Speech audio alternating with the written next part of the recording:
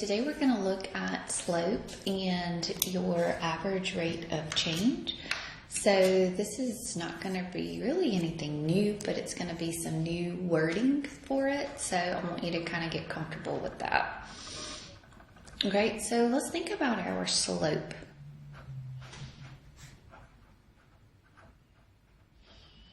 When we find slope of a linear line, right? So that linear line is straight, right? So remember, if it was increasing from left to right, we said it had a positive slope. If it was decreasing from left to right, we said that it had a negative slope. If it had no change at all, it had a zero slope.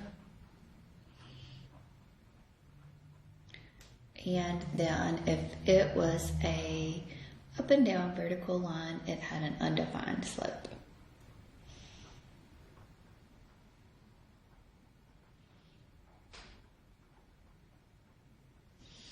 Okay, so remember your slope formula is your rise over your run,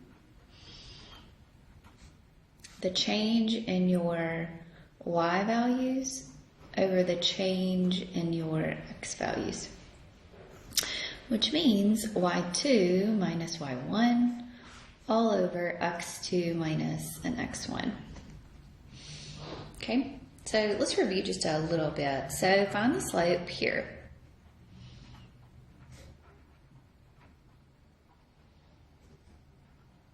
So find the slope between these 2 points, -9, 3, and -5, -7.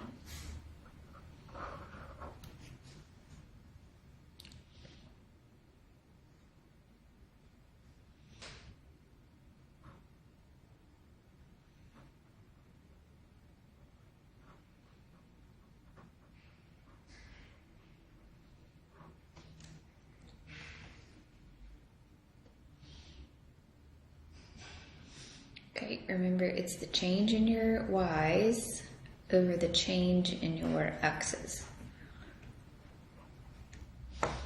Okay, so what that means is that this first order of pairs your x1, y1, this is your x2 and your y2. Okay, so we're going to have a -7 minus a 3 all over a -5 minus a -9. So that minus a negative is going to turn into a plus sign there. So I'm going to have a -10 over a +4. And that slope can simplify. -10 over 4. 2 goes into both of those, so you'll be left with a -5 halves. So that means my line is going to decrease from left to right. Left to right. Is that left to right, y'all? Okay. I was doing it to me, but I think it's a reflection there. Okay. So what about this one? So we will have our x1 and our y1, our x2 and our y2. Okay. So our m is going to be 3 minus a -5 over -1 minus a -13. So this will turn into a plus and a plus. So 3 minus a -5 is going to be a 8. -1 plus a 13 is going to be a 12. So that can reduce, 4 can go into both of those, so that'll be a 2/3. So it's going to have a positive slope, so it's going to be increasing from left to right. Okay? Okay. So average rates of change are functions that are not linear. So it is going to be the slope, but it's just going to be a little bit different.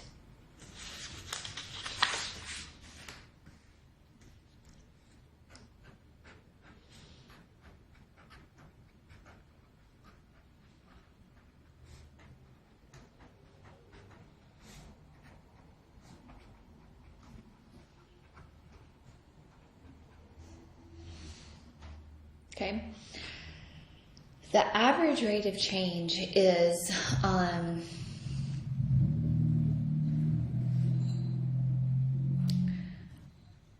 okay, the average rate of change of a function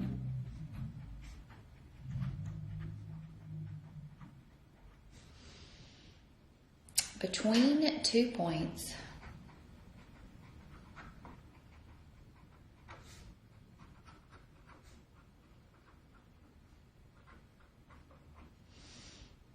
is the slope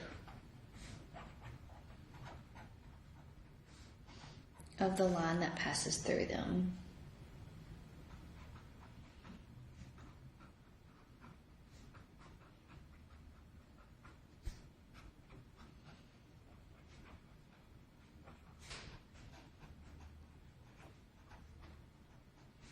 Okay, this line, the line that goes through these 2 points of the function is called a secant line.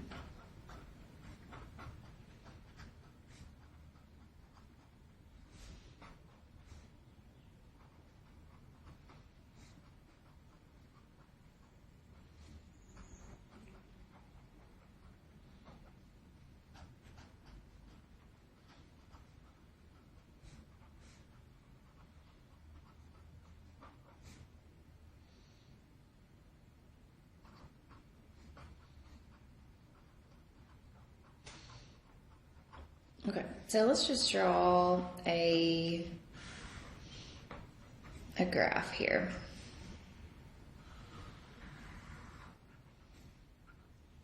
Okay, so this is a function. This is a x squared. It's a quadratic function. And this function maybe would have these 2 points, A to B.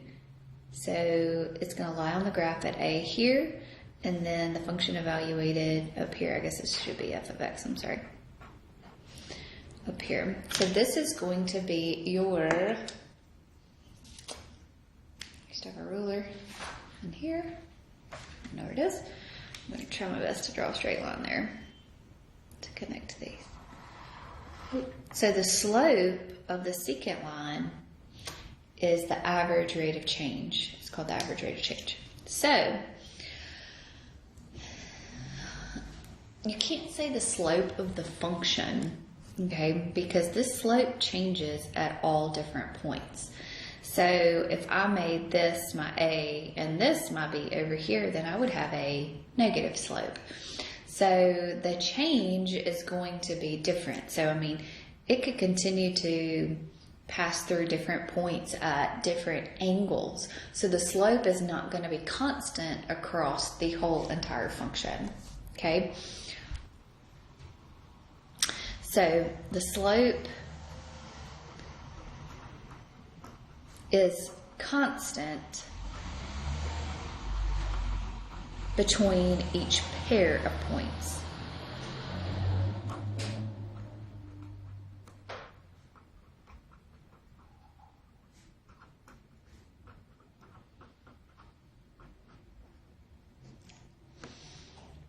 For nonlinear functions,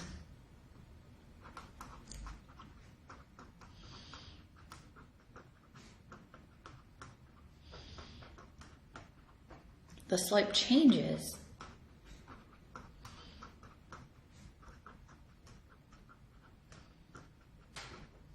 between different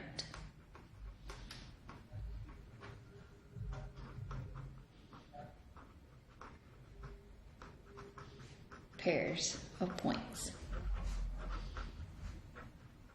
So this is the reason we call this the average rate of change. Okay?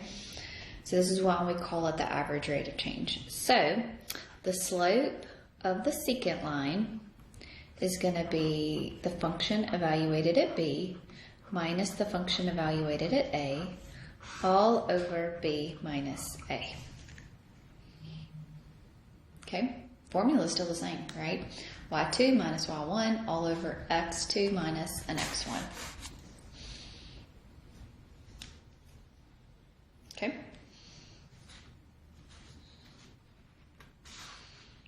All right, so let's do an example here. I'm gonna take a second and draw the graph. Okay, so I want to find the average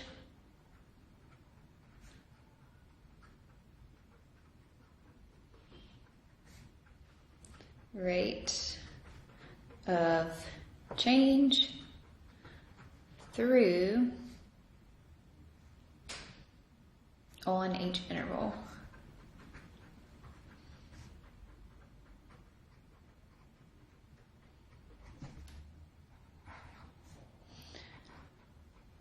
So -2, 1.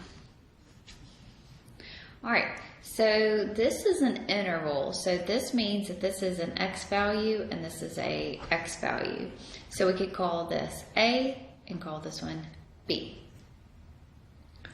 Okay, so the function evaluated at -2 is going to be at a 1. The function evaluated at 1 is going to be 1, 2, 3, 4, 5, 6, 7, 8. It's going to be a -8.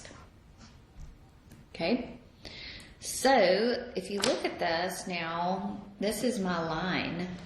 So I'm decreasing from left to right, so I will be a negative here. So the slope of the secant line that goes through this point is going to be -8 minus a -2.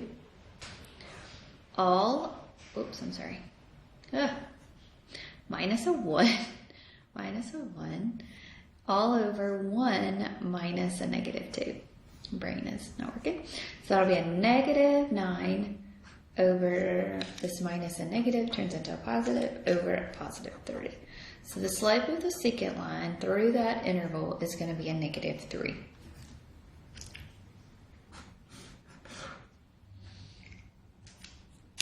Okay, what if we wanted to find the slope of the secant line through this interval, 0, 4? See, I'll do this one.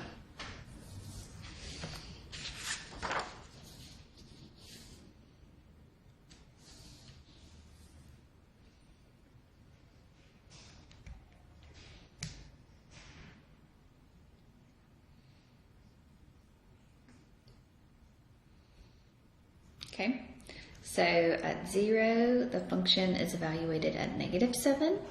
At 4, the function is evaluated at 1. So the slope of the secant line through here, if you look at it, it's going to be a positive. Okay, so it'll be 1 minus a -7 over 4 minus a 0. So 1 minus a -7 turns into a plus. So this will be an 8 over a 4, which is a 2. Okay, so it's positive here, but it's negative there because the secant lines look different.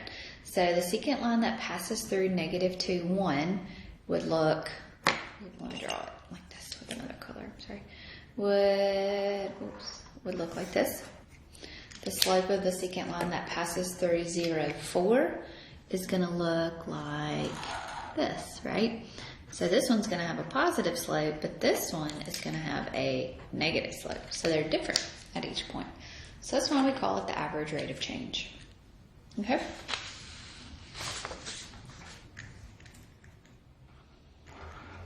All right, so what about if you're given a function here?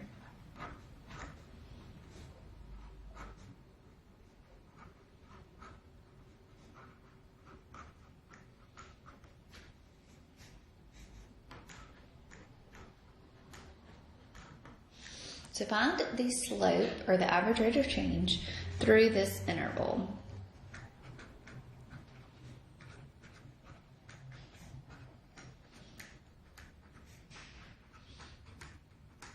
So you can do what? So you're going to evaluate the function at 4, and you need to evaluate the function at 7. So we'll have a 4 cubed minus 2 times 4 squared minus 9 times 4 plus a 1. Okay, so 4 cubed is a 64. 4 squared is a 16 times a 2 is a 32 minus a 36 plus a 1.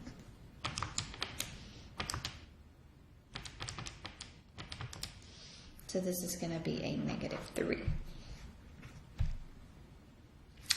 And then up of 7, so same thing. So 7 cubed minus a 2 times 7 squared minus a 9 times 7 plus a 1. So 7 cubed is 343. 7 squared is 49 times a 2 is 98. 9 times 7 is a 63. So 343 minus a 98 minus a 63 plus a 1 is going to be 183.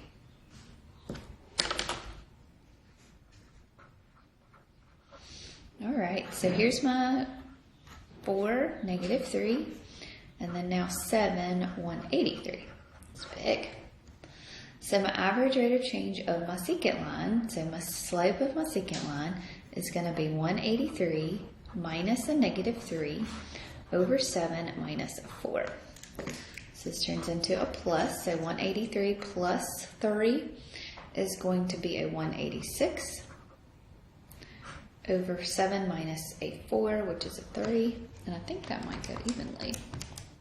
So that's going to be 62.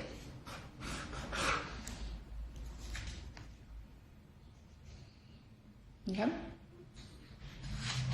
I gotta do this one for me.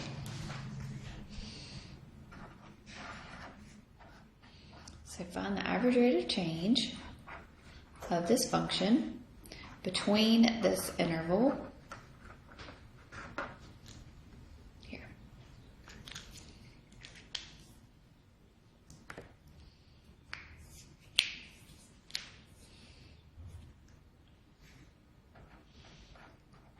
So the function evaluated at 2, so that'll be 2 minus 4 over a 2.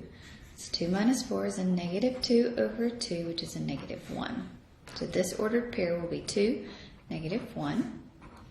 This one will be 8 minus a 4 over an 8. 8 minus a 4 is a negative 4 over 8, so that's a negative 1/2. So this ordered pair will be 8 minus and a negative 1/2 there. So the slope here will be a negative 1/2 minus a negative 1 all over 8 minus a 2. So this turns into a plus here. So this will be what? Oops, that's not negative, is it? I'm sorry. Sorry, I'm messing you up. 8 minus 4 is a positive 4, not a negative 4. So this will be 2 over 2. So 2 over 2 plus 1/2 is going to be a 3/2. 8 minus a 2 is a 6. So this is 3/2 divided by 6, which is 3/2 times a 1 over 6. So 3, so this will be a 1/4.